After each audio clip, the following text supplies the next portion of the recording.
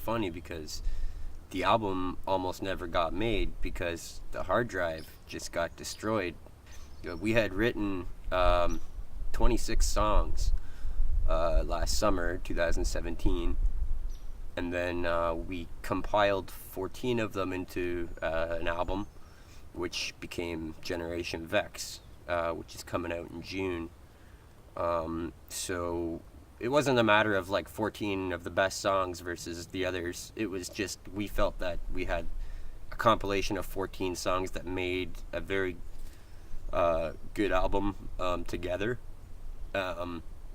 Whereas the other songs just kind of didn't fit there. So we decided that, well, we have enough music, we can play with the others until we can just kind of keep them. And it's the first time so far since being a band where we've had like songs in the bank that we could kind of play with and tweak over time. Not that we'll be doing much of that. Again, we kind of like to stick to very raw, simplistic kind of feel.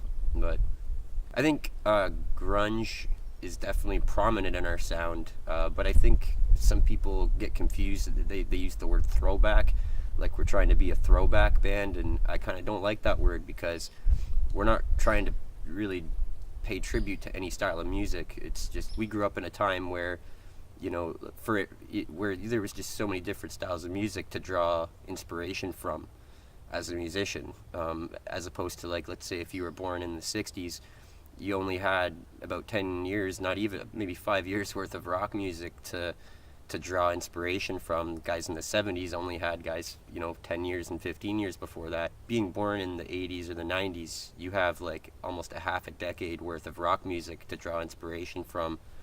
So it's not a matter of throwing back to any particular style. We play the way that we play naturally. Like, we started this band as a punk band. Our intention was to write punk rock music, and I guess just, again, being metal fans and rock fans and doom fans, and we draw inspiration from a lot of different styles of music, and that's just because of the generation we were born into. It's just there, and we were fans of all of it. All of us. Some even up and coming guys too, like Death Grips is one where a lot of people know about them now, but it's kind of like setting sort of reinventing the wheel, I guess you can say. And we're not trying to do that. We're not trying to reinvent the wheel or try to bring back grunge or try to reinvent grunge. We are just playing what we play because we like heavy stuff. We also like catchy stuff, so there's definitely pop elements, there's grunge elements, there's metal elements. I think people sometimes, they hear a song or two and they say that we sound like Nirvana, or we sound like that, like, again, throwback grunge. I think if you come to a show, you won't have the exact same opinion. I think you definitely hear that, call it what you want to call it, grunge influence or Nirvana influence. You'll hear that, but you'll also hear a lot of other influences, like Motorhead is definitely a major influence on the members of this band.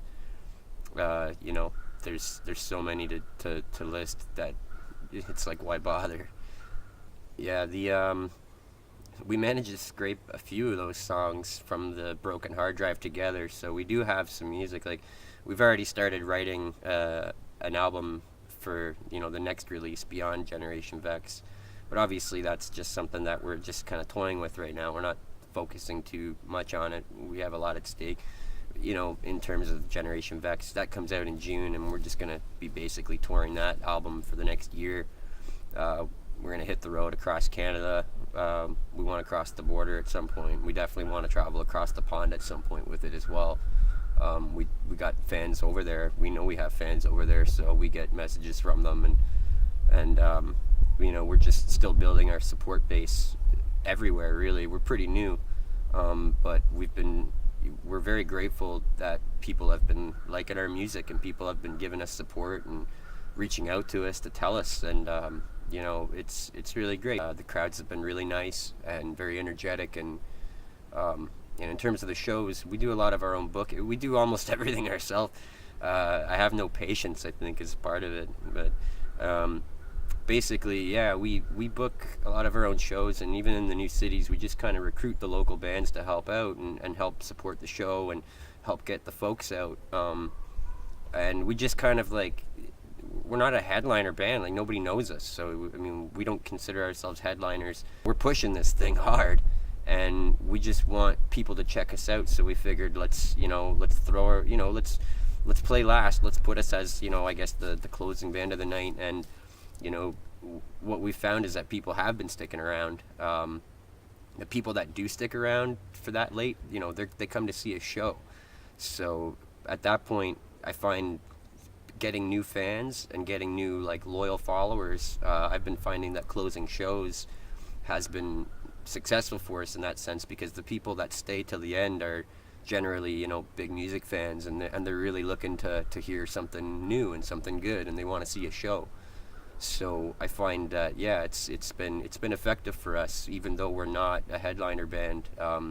It's been fun. It's been really fun, and not to mention by that time everybody's pretty toasty after a few beers and a few hours of being in there. So and again, when you have good bands that are supporting you, they generally get the crowd right revved up. So by the time you hit the stage at midnight or just after midnight, the crowd is they're in for a party, and they want to keep going. So so we're pretty much just playing the hell out of Ontario. We're just hitting as many places as we can, and then again we just want to travel out of the province, eventually out of the country, but we like Canada, so we definitely want to tour here. So I think people are gonna like this album because we didn't approach it with any particular goal. It was written last year. It was just written out of feeling. It was like I had a guitar sitting beside the couch that I was living on. Just kind of something will pop in my head. I'd pick up the guitar, press record, and just record it. So a lot of it was just very natural and very raw, and that's exactly how we kept the songs for the recordings for the album. We pretty much just, once they were written, they weren't changed. The raw feeling is all there. That emotional value is there still. We kept it, and so I think people will like the album because it's not trying to be anything. We're not trying to be our favorite bands, although saying that, like I said, I mean, we definitely draw a lot of inspiration, and I think we definitely wear our influences on our sleeve. We're not trying to recreate anything that's already been done, but at the same time, we're also not trying to reinvent the wheel of rock and roll. We're just playing straight up rock and roll the way that we feel it should be played, which is just raw power, very minimal guitar effects, very minimal bass effects. Our drummer hits extremely hard and extremely fast. We've definitely developed a sound that we're happy with, that again, we don't really have to put any effort into making that sound. It just kind of happens, which is how we know that we're doing something good. Because like I said, we're not trying to do anything, we're not trying to be anything, we're not trying to stick with a brand, we're not trying to make our music sound like the last record or what have you. We're just writing what we feel is good and playing it how we feel it should be played. I think that's one thing that above all, that people are really gonna be able to just be able to sort of let the album sink in a little better, is because they'll be able to relate to the realness, because that's basically what this record is. It's a real record. There's no bones about it. It's just raw music.